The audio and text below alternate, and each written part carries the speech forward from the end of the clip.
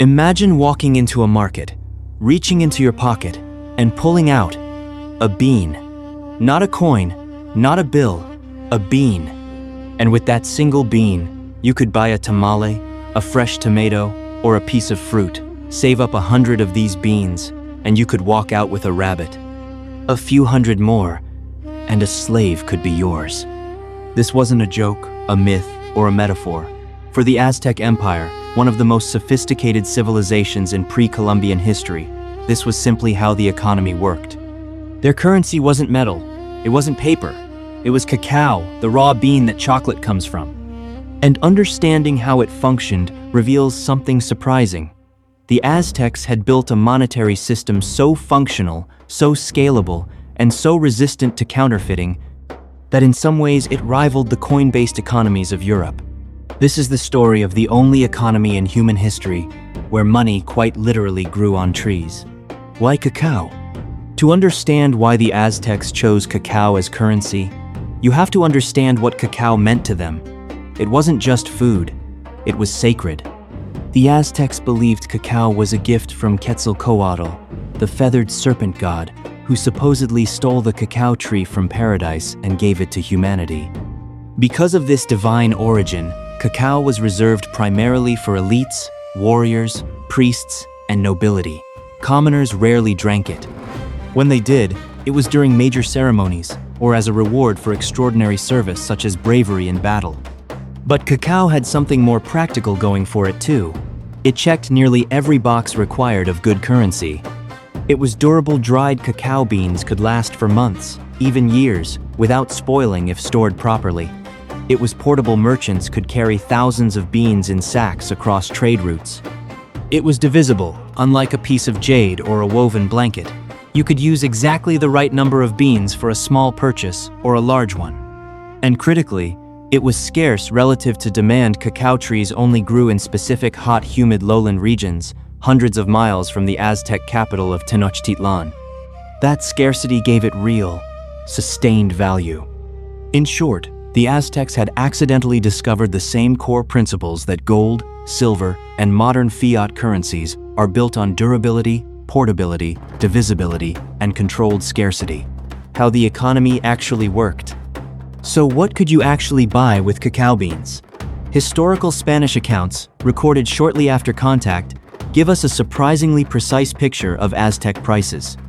A single tomato might cost 1 cacao bean, a tamale 1 bean, a turkey egg 3 beans. A rabbit could run anywhere from 30 to 100 beans depending on the market and the season. A prime turkey, closer to 100 to 200 beans. And for major purchases, canoes, textiles, or even enslaved people, the numbers could climb into the many hundreds or thousands. This wasn't informal bartering. Aztec marketplaces, called chianguis, were massive, highly organized commercial hubs. The largest, at Tlatelolco, reportedly hosted tens of thousands of people daily, according to Spanish conquistador accounts, a scale that stunned the Europeans who saw it, some of whom compared it favorably to the largest markets in Europe at the time. And crucially, cacao wasn't the only currency in circulation. The Aztecs also used quackly standardized cotton cloths for larger transactions, since carrying thousands of beans for an expensive purchase was impractical. Quachtli functioned almost like paper currency does today, a higher denomination unit for bigger trades, with cacao beans serving as the small change for everyday purchases. Gold dust, quills filled with gold, and certain types of feathers or jade also held value for the wealthiest transactions, but cacao remained the currency of the common person, used in nearly every daily transaction across the empire. The counterfeiting problem. Here's where the story gets even more fascinating. Cacao currency had a built-in vulnerability, and the Aztecs had to deal with it in real time. Because cacao beans looked relatively uniform, counterfeiters found ways to fake them. Historical records describe people carefully removing the valuable inner meat of a cacao bean and refilling the empty husk with dirt, wet sand, or avocado paste, then resealing it to pass as a real, full bean in the marketplace. This was, in effect, an early form of currency fraud, the exact same problem that plagued coin-based economies in Europe.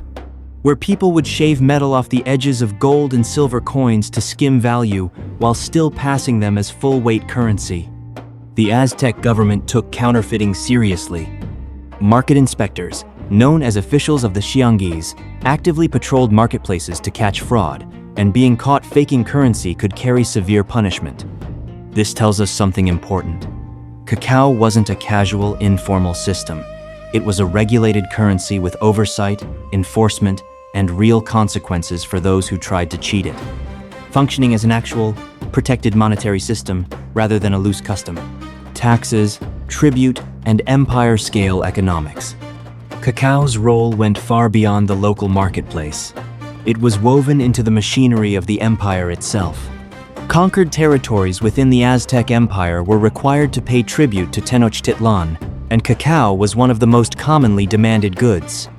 According to Spanish colonial records compiling Aztec tribute lists, some regions were required to deliver enormous quantities of cacao beans annually, reportedly numbering in the hundreds of thousands, even millions, of beans per province, funneled into the empire's central storehouses.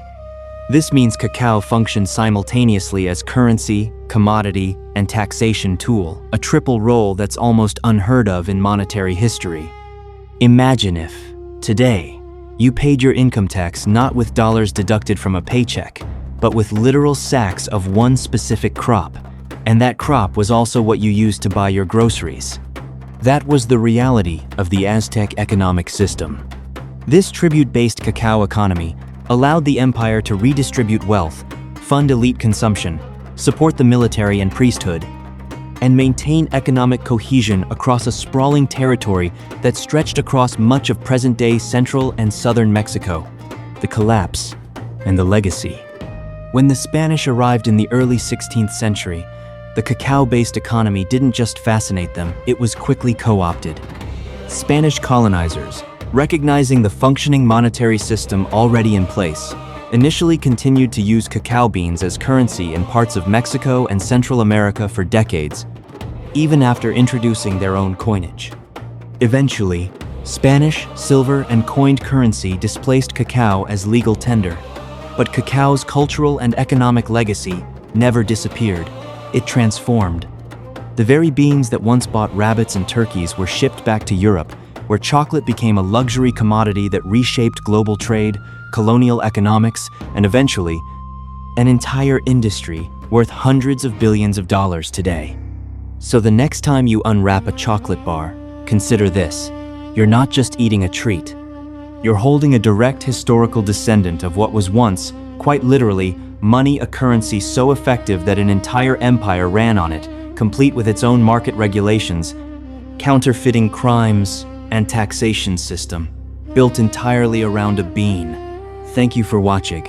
If you like this video, like and subscribe. See you in the next video.